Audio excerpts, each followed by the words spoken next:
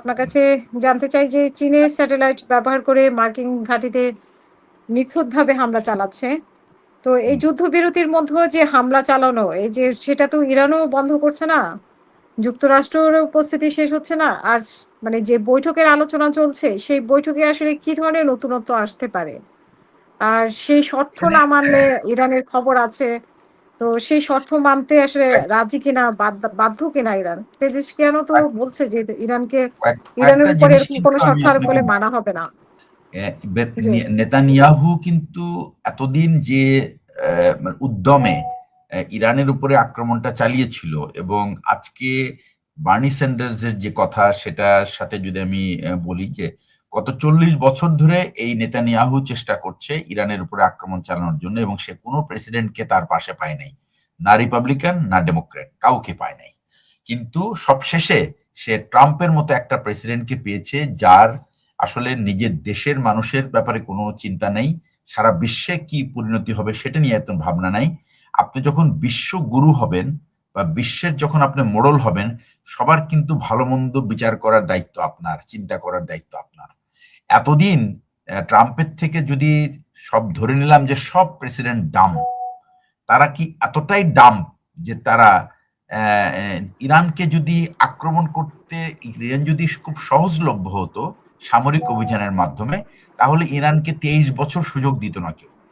কারণ তারা জানতো যে এই 23 বছরে যে পরে গিয়ে ইরান প্রতিটা মাস আপনি দেরি করবেন, আপনি একটা নতুন ইরানের চিত্র দেখবেন। সেখানে নতুন সংযোজন হবে, তাদের টেকনোলজির সংযোজন হবে, তাদের কনসেপ্টের পরিবর্তন হবে।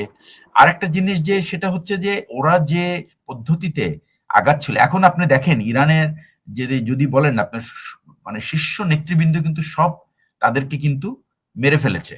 তো এখন আছে কারা? এখন যারা এই যে 4 জন প্রতিনিধি, একজন স্পিকার, তারপর হলো এই যে পররাষ্ট্রমন্ত্রী আরাকচি, তারপরে হচ্ছে তাদের যে সেন্ট্রাল ব্যাংকের যে গভর্নর সে এসছিল, আর হলো তাদের একজন মিলিটারি কমান্ডার আসছিল, RGSC মানে IGRCর কমান্ডার।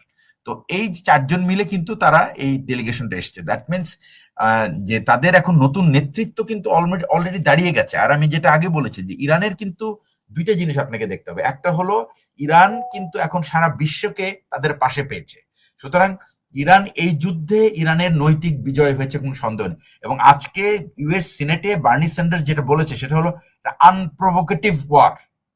ইরান এই যুদ্ধে আমেরিকাকে প্রভোক করে নাই, ইভেন ইসরায়েলকেও প্রভোক করে নাই। তারা একটা আলোচনার মধ্যে ছিল, তারা একটা আলোচনার মধ্যে একটা একটা আলোচনায় পৌঁছাতে চেষ্টা করছিল, কিন্তু সেইটার থেকে আপনি আলোচনা চলাকালে আপনি তাদের উপর হামলা করলেন।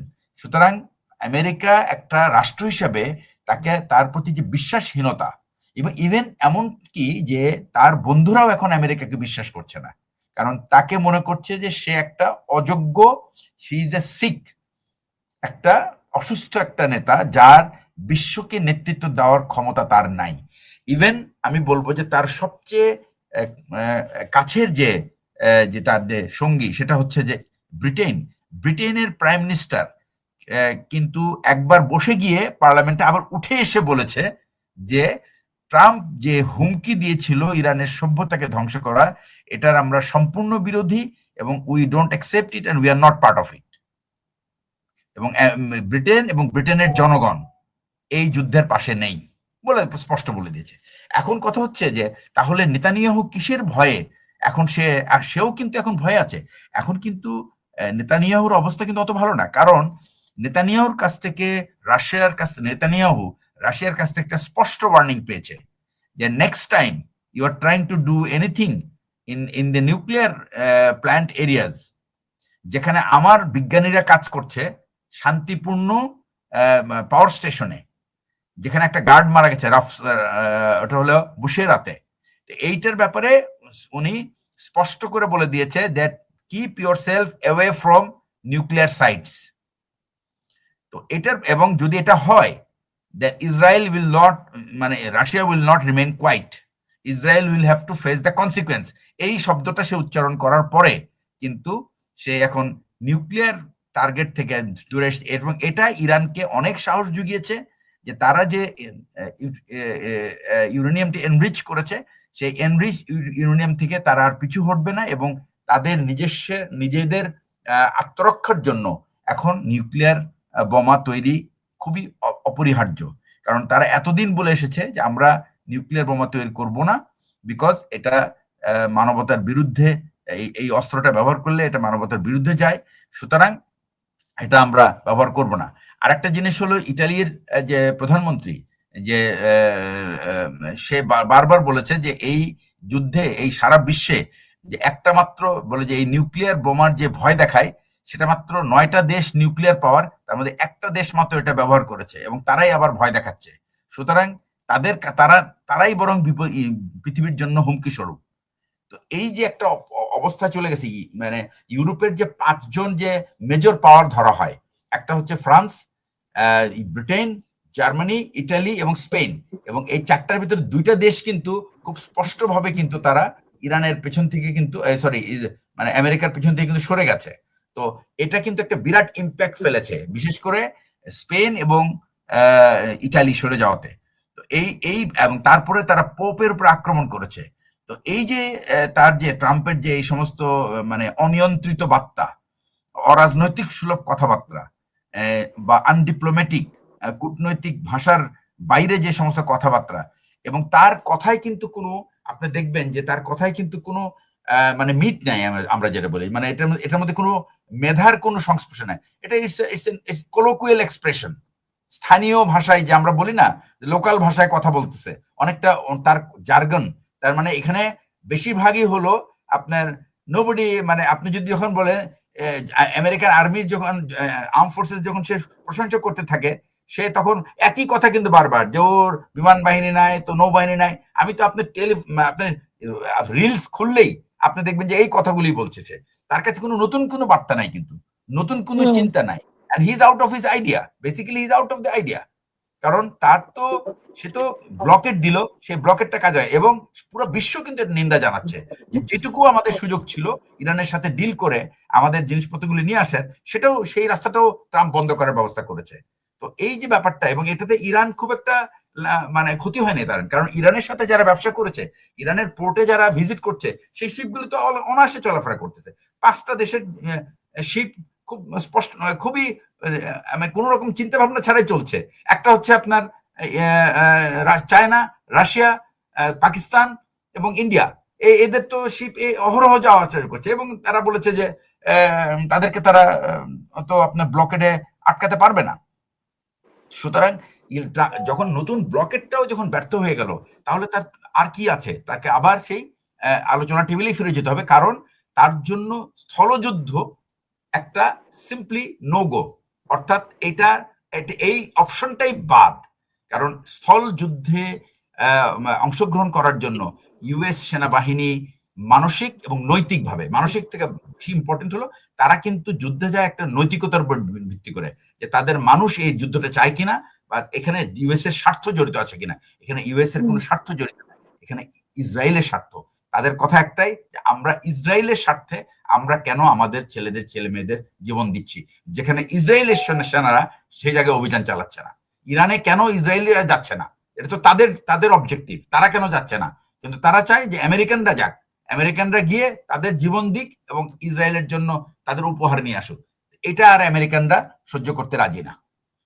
এটাই যার ফলে পরিস্থিতি যেটা দাঁড়াচ্ছে, সেটা হচ্ছে যে নতুন যে দ্বিতীয় পর্বের যে আলোচনা, এই পর্বের আলোচনায় হয়তো আমরা আরেকটা রেজাল্ট দেখবো। তবে সবচেয়ে লাইকলি রেজাল্ট যেটা আমার কাছে মনে হচ্ছে, সেটা হলো এক্সটেনশন অফ দি, এই যুদ্ধবিরতির এক্সটেনশন হবে।